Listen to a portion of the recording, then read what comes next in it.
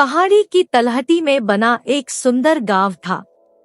जैसा सुंदर वह गांव था, वैसा ही सुंदर उस गांव का नाम था सुंदरपुर। गांव सुंदरपुर में वैसे तो सुख शांति का वास था, लेकिन वहां के सरपंच की पत्नी कुमती बड़े ही दुष्ट स्वभाव की स्त्री थी।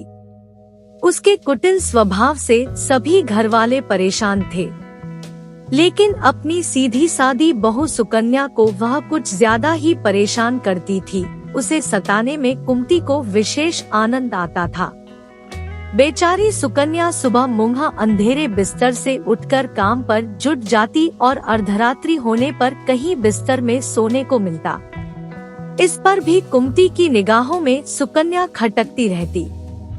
एक दिन सुबह सुकन्या घर में झाड़ू बुहारी कर रही थी कि उसकी सास कुमती वहां आई और बोली, तेरे हाथों में जान नहीं है क्या?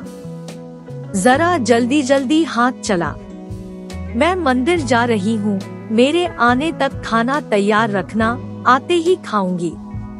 और सुन, एक भी दाना अन्न का बर्बाद न होने पाए। सुकन्या क्या कहती, बेचारी चुपचाप स्वीकृति में गर्दन हिला दी। घर की सफाई करके सुकन्या तुरंत खाना बनाने में जुट गई। खाना बनाते समय वह सोच रही थी, एक पल के लिए भी तो चैन की सांस नहीं ले पाती, लेकिन सासू जी है कि हर काम में मनमेख निकालती है। उनके ताने देने की आदत न जाने कब जाएगी। तभी बाहर से दरवाजा खटखटाने की आवाज आई। सुकन्या ने सोचा अभी भोजन तैयार ही हुआ है, लगता है सासू जी जल्दी लौट आई है। उसने उठकर दरवाजा खोला तो देखा एक सन्यासी खड़ा था। वह बोला, बेटी तेरा सुहाग अमर रहे, बाबा को कुछ भोजन करा दे। सुकन्या बहुत ही सुशील तथा संस्कारी स्त्री थी। उसने सोचा साधु महाराज को भोजन करा तो दूं, पर कहीं उसकी सास कुमती आ गई तो खैर नहीं। कुछ देर सोच विचार करने के बाद उसने सन्यासी को भोजन करने हेतु अंदर आने को कहा। उसके मन में पुकार उठी, सास से डरना कैसा, मैं अपने हिस्से का भोजन दे रही हूँ। वह साधु को भीतर ले गई और आतिथ्य धर्म का पालन करते हुए उसे भोजन करने लगी। अभी साधु भोजन कर ही रहा था कि सुकन्या की सास आ गई। साधु को घर के भीतर बैठे भोजन करता देख उसका पारा 7वें आसमान पर जा चढ़ा। बली, यहाँ कोई भंडारा या लंगर नहीं चल रहा, उठ भिखमंगे, बाहर नीलक। सुकन्या ने सास को रोकने की चेष्टा की, लेकिन उस दुष्ट स्त्री ने सन्यासी को धक्के मारकर हर से निकल दिया। अब उसका क्रोध सुकन्या पर टूटा। तुझसे कहा था अन्न का एक दाना भी बर्बाद न करना, और तू। सुकन्या डरते डरते बोली, मैंने तो उसे अपने हिस्से का भोजन दिया था, इसमें इतना भला बुरा कहने की क्या बैठ है? अतिथि तो भगवान स्वरूप होता है। आतिथ्य धर्म का पालन तो हर गृहस्थ को करना चाहिए। काफी देर तक सास बहू की तकरार चलती रही। अंत में उस कुटिल सास ने सुकन्या को भी धक्के मारकर घर से निकल दिया।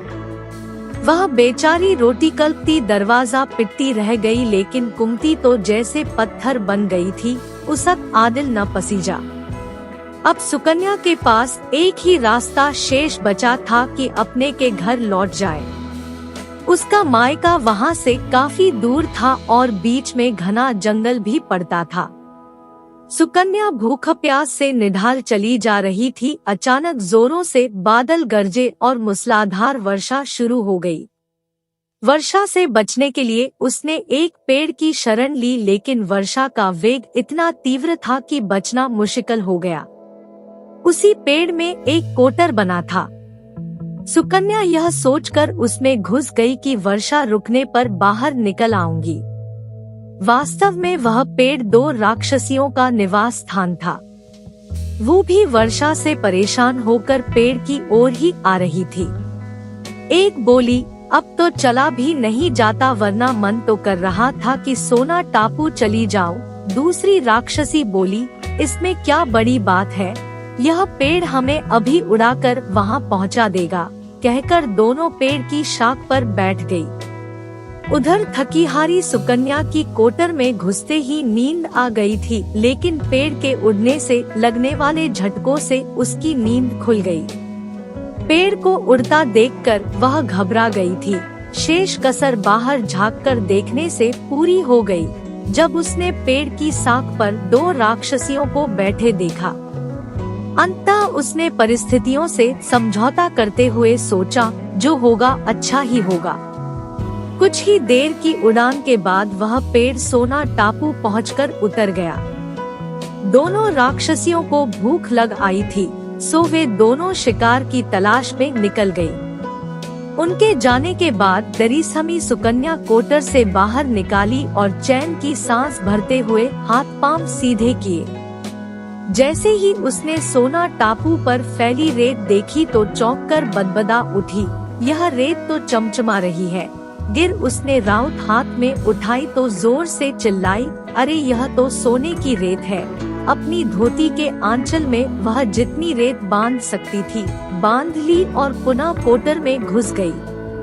तभी दोनों राक्षसियों पेड़ की और वापस आई। एक बोली, भरपेट खाकर तृप्ति हो गई, अब वहीं लौट चलते हैं जहाँ से आए थे। थोड़ी ही देर में वह पेड़ फिर वहीं पहुँच गया। पाँव फटने पर सुकन्या उस राक्षसियों की भय से कोटर में ही छिपी रही। जब किसी कार्यवश वे वहां से गई तो वह बाहर निकल आई और घर की ओर चल दी। वह सोच रही थी, इतना सोना देखकर सासू जी खुशी से पागल हो जाएंगी और यंग के सभी गिले शिकवे दूर हो जाएंगे। घर के द्वार पर पहुँचते की सुकन्या बोली, देखो सासू जी, मैं क्या लाई हूँ। और यह कहते हुए घर के भीतर प्रवेश कर सोना मिलने की पूरी घटना सास को बता दी। कुंती कुटिल तो थी ही, बोली, बहुत काम सोना लाई है तू। सासू जी, हमारी 3-4 पीढ़ियों के लिए काफी है, सुकन्या ने उत्तर दिया। अरे मूर्ख, सोना भी कभी काफी होता है, जितना हो उतना काम है। अब मैं जाऊंगी, फिर देखना कितना सोना बटोर कर लाती हूँ। सुकन्या ने अपनी सास को बहुत समझाया, पर उस लालची मूढ़ स्त्री ने उसकी एक न सुनी और जाकर उसी पेड़ उन्हें लेकर उड़ चला। कुंती उत्सुकतावश जाग ही रही थी, तभी उसके कानों में एक राक्षसी का स्वर टकराया, आज मछली खाने को मन कर रहा है। दूसरी ने उत्तर दिया, चलो मत्स्य द्वीप पर चलते हैं, वहाँ बहुत मछलियाँ मिल जाएंगी खाने को।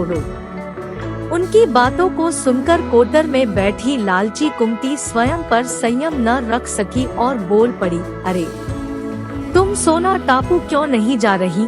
उसकी आवाज सुनने की देर थी कि राक्षसियों समझ गई कि जरूर कोई चोर पेड़ पर छिपा बैठा है और उन्होंने कुंती को कोटर से उठाकर बाहर फेंक दिया। धरती पर गिरते ही उसके प्राण पखेरु उड़ गए। दोस्तों, आपको यह कहानी कैसी लगी कमेंट करके जरूर बताएं, हमें आपके जवाब का इंतजार रहेगा। अगर कहानी पसंद आए तो लाइक जरूर करें और ऐसी ही और कहानियाँ सुनने के लिए चैनल को सब्सक्राइब जरूर करें। आपका बहुत बहुत धन्यवाद।